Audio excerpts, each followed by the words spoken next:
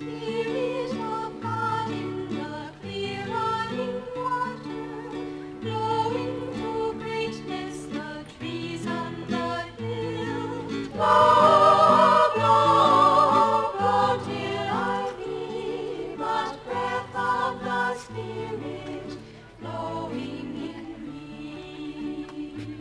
Hello and welcome to Spirit of Life. I'm Mirella Rich. Today our guest is Gerard Koe, who is a Christian and a family counsellor specialising in drug addiction and alcohol addiction as well as mental health issues.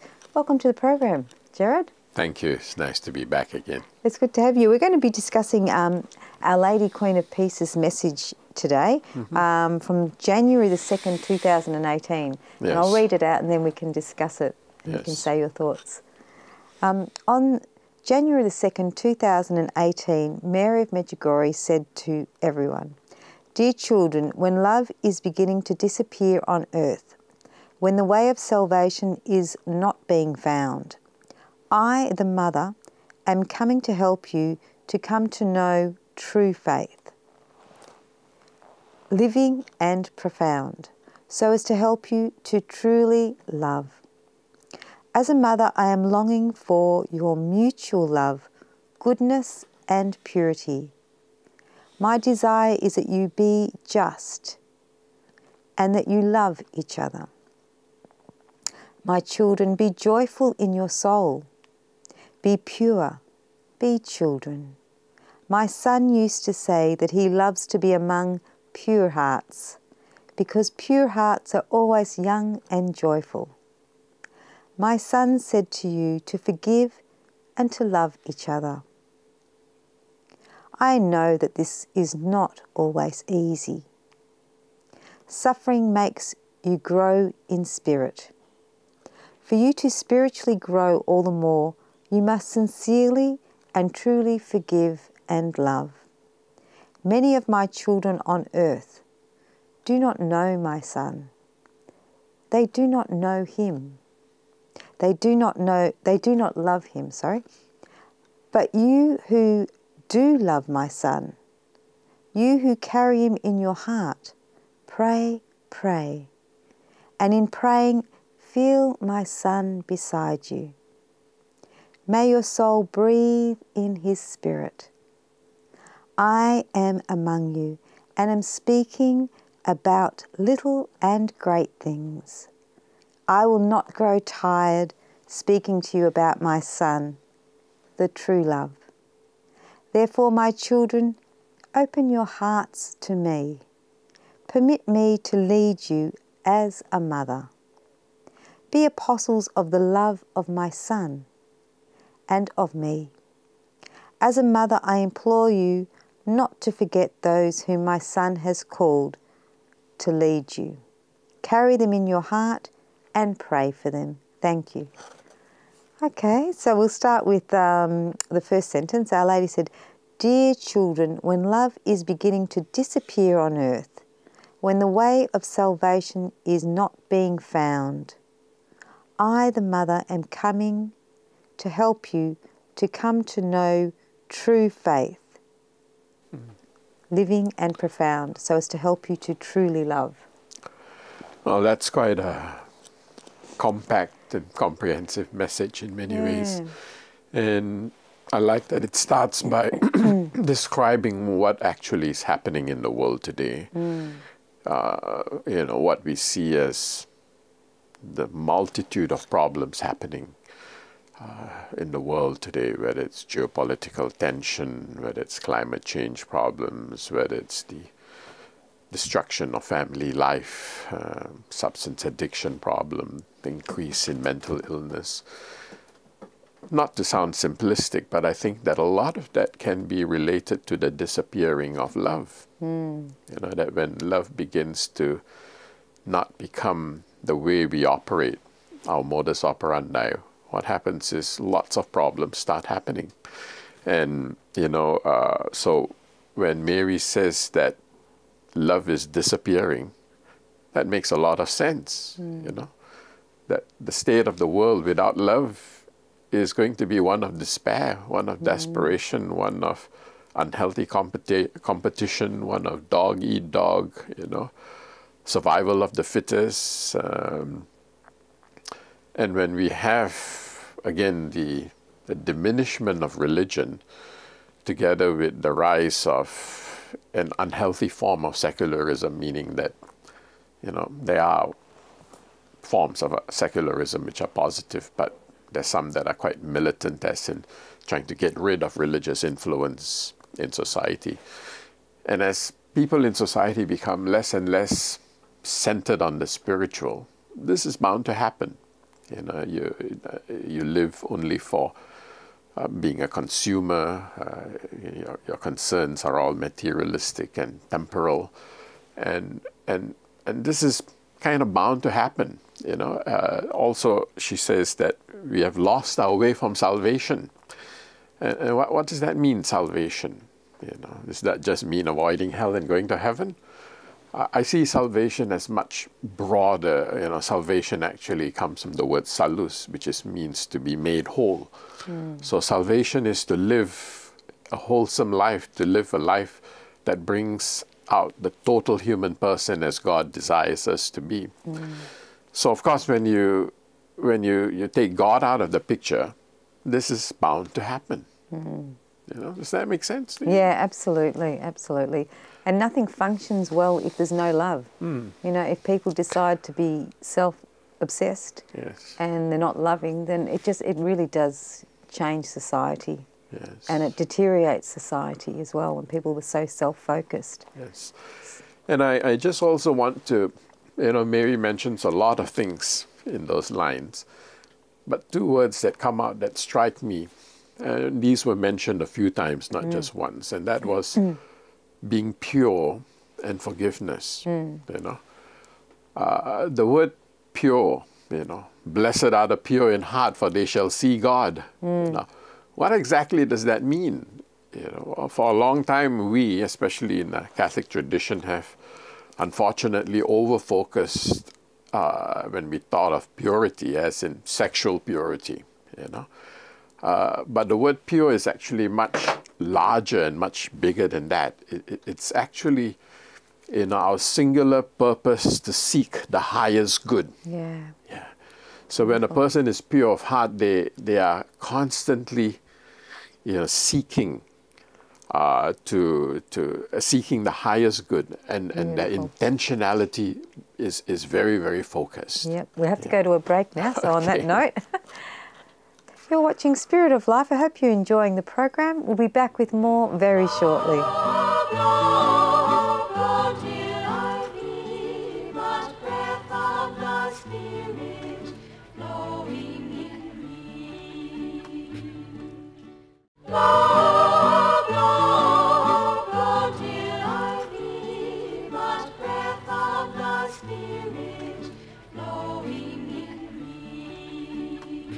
Hello and welcome back to Spirit of Life. I'm Mirella Rich. If you've just joined us, we're here with Gerard Koe, who is a Christian and a counsellor who specialises in addictions and also in mental health issues. Welcome back to the program. Yes. And we're discussing Our Lady, Queen of Peace's message from Medjugorje on January the 2nd, 2018. Yes. So we'll go back with that. Yep. Our Lady said, as a mother, I am longing for your mutual love, goodness and purity. What mother doesn't want all that from her children?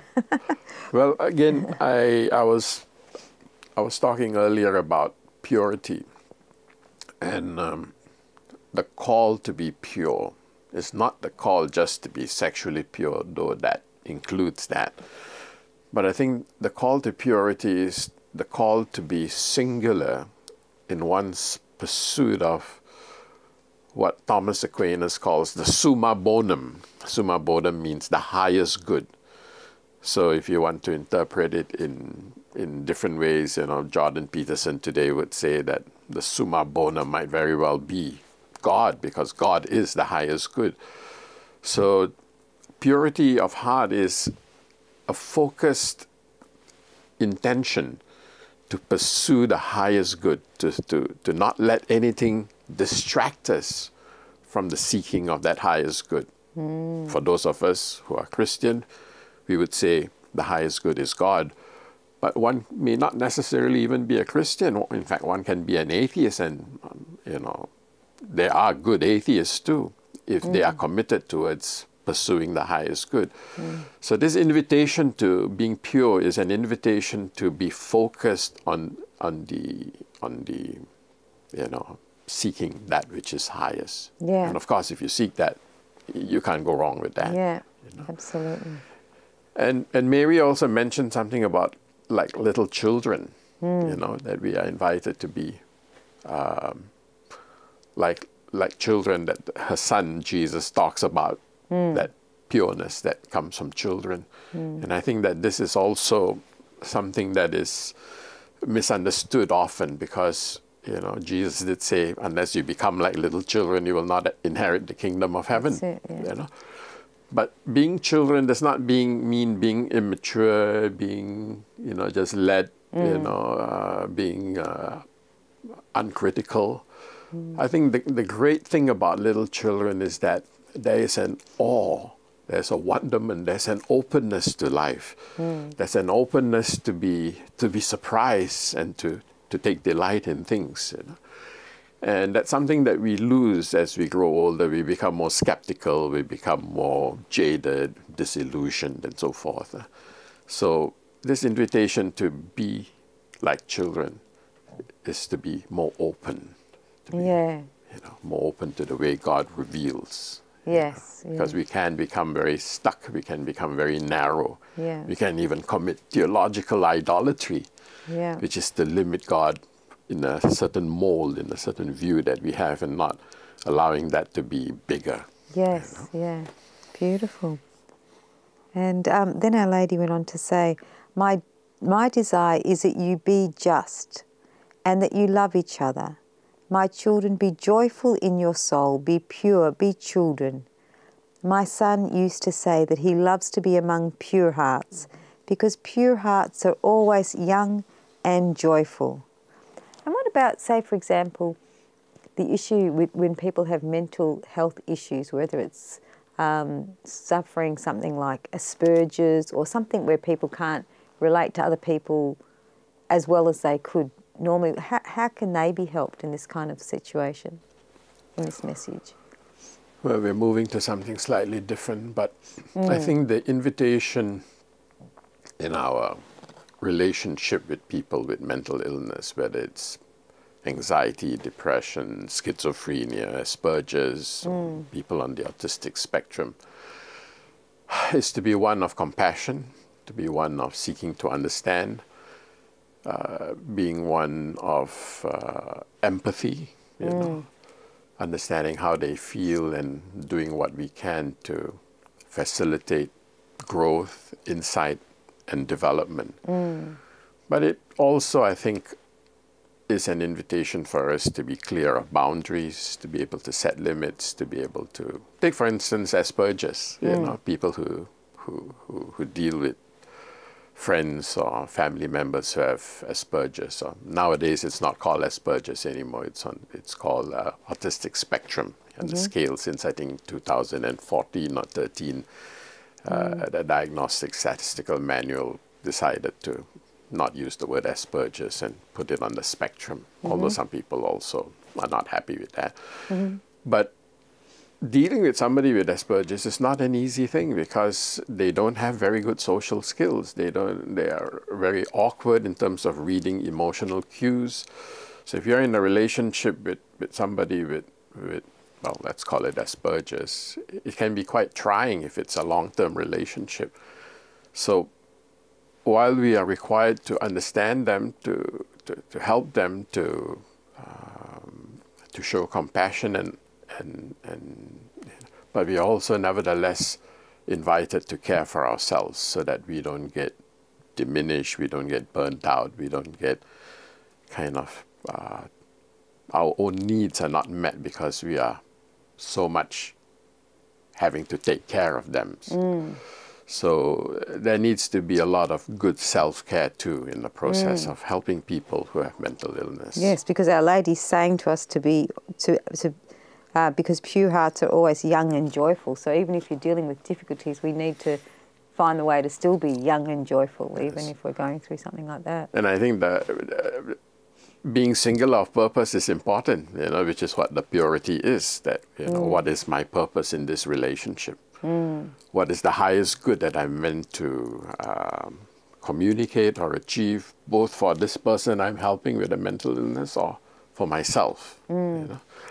Because every encounter in a relationship is not just for the other, but it's also for me. There are lessons that I'm meant to help them to learn, but there are also lessons that this relationship is challenging me to grow. Beautiful. Well, we have to go to a break now. All right. You're watching Spirit of Life. Stay with us. We'll be back with more very shortly.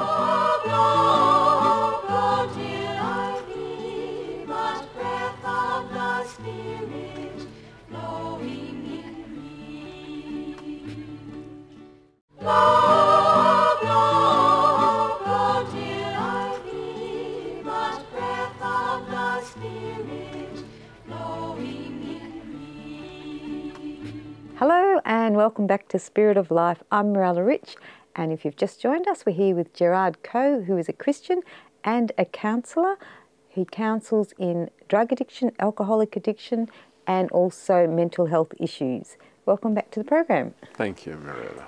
Okay, so now we're doing January the 2nd, 2018, Our Lady Queen of Peace's message to everyone in the world. And Our Lady went on to say, "My son used to say that he loves to be among pure hearts. Pure hearts are always young and joyful." That's what we left it off with before. So now Our Lady says, "My son said to you to forgive and to love each other. I know that this is not always easy. Suffering makes you grow in spirit. For you to spiritually grow all the more, you must sincerely and truly forgive and love. Many of my children on earth do not know my son. They do not love him. But you who do love my son, you who carry him in your heart, pray, and in praying feel my son beside you. May your soul breathe in his spirit." That's so beautiful. I love that. Yes. Yes. Well, I think the first part of this message about forgiveness is absolutely essential. In fact, I just gave a talk about 2 months ago on radical forgiveness. And many people don't understand why forgiveness is so important for so many reasons, for better health, better mental health and all that. But most importantly, that if you're going to grow spiritually and become committed to the highest good, or the summa bonum, one has to definitely learn to forgive. Yes. We live in a very broken world, and there's a lot of things that are going to happen that are going to hurt us, that are going to disappoint us, that are going to make us angry. And even for Christians, Catholics, and anybody who takes their spiritual life seriously, it's not going to be a bed of roses. There are going to be people who hurt you. And that's why Jesus, I think Mary emphasizes the importance of forgiveness. What is forgiveness, some may ask, I think at its most fundamental explanation, forgiveness is a decision I make to let go of anger, to let go of bitterness, to let go of resentment, because this blocks my soul from growing, And it's not so much about reconciling with the other person or bringing the other person back in my life or letting them come. Do it all in over fact, again. that's all really secondary. In fact, you probably have heard the common phrase "forgive and forget," and the truth of the matter is that that phrase "forgive and forget," which is so commonly used, is not even Christian. It's not from scriptures. It's not theologically recommended. Where it comes from was from a 16th century novel from a Spanish chap called José Cervantes in his book Don Quixote, the Man from La Mancha. And in one of the quotes there, Don Quixote says, forgive and forget. And for some reason, that became a common English phrase. But that's not what real forgiveness is. Forgiveness is about the decision I make to let go of anger, because anger, hatred, and bitterness and revenge blocks my soul from growing, blocks my soul from seeing God's larger purpose. You know, by all means forgive, but you're not expected to let the person back into your life, especially if that person is still toxic or still, you know, very, very dysfunctional or very, very negative. Set strong boundaries, but let go of the anger, let go of that bitterness. And that's what really forgiveness is. That's beautifully summarized. Because when you cannot do that, then you are just not able to continue. You remain stuck. You know, some people carry this anger for years and years and years. Can't keep growing. And the disadvantage of that is you are just not growing, because when you're angry, you keep a hard wall around your soul that stops the Holy Spirit from, you know, stops you from receiving love, receiving grace from God. And that's why when you forgive, you decide to lower the wall. You let go of that anger, and not let that anger or bitterness rule your life anymore. And that's quite central. I've seen even clergy and, you know, religious people who, because they can't forgive, end up being very ineffective ministers of God. Servants of God. In fact, you look at them and you wonder why they even gave their lives to God. You know? And often the root of it is the inability to forgive. Wow. See, that's powerful, isn't it? And then you're free if you forgive. You don't have to invite them back in your life to hurt you again. But you're free because you've forgiven them. You're not carrying it around with you anymore. Forgive, but set good boundaries, I tell people. Good boundaries, beautiful. Well said. Well explained too. Okay, so we've done that. Now the next one is on suffering. Yes, suffering. Yep. Now I think again, suffering is going to be a reality of life. You know, in scriptures, there's somewhere that says it's through the fires of suffering that the gold in us emerges. You know, and I think that suffering will happen naturally. You know, people will disappoint us. Things will happen, we'll get disease, we'll have accidents, our plans don't go accordingly, our children get sick. Possibly. All sorts of things that can happen, you know. But the important thing about suffering, because suffering can make you bitter, or it can make you better. Suffering can purify you, or it can cripple you. Now, what makes suffering, you know, what's a good attitude towards suffering is, I think, one of being open, one of asking the right question. What is God trying to teach me? What is this? What are the lessons in life that my soul is meant to learn through this difficulty that I'm going through? But often people don't ask that. They ask things like, why did this happen to me? Often people can be quite rigid and quite attached to a particular way of doing things, a particular way of seeing things. And so, you know, when you're not flexible and not open, then you kind of resist that suffering, and that suffering becomes 10 times worse.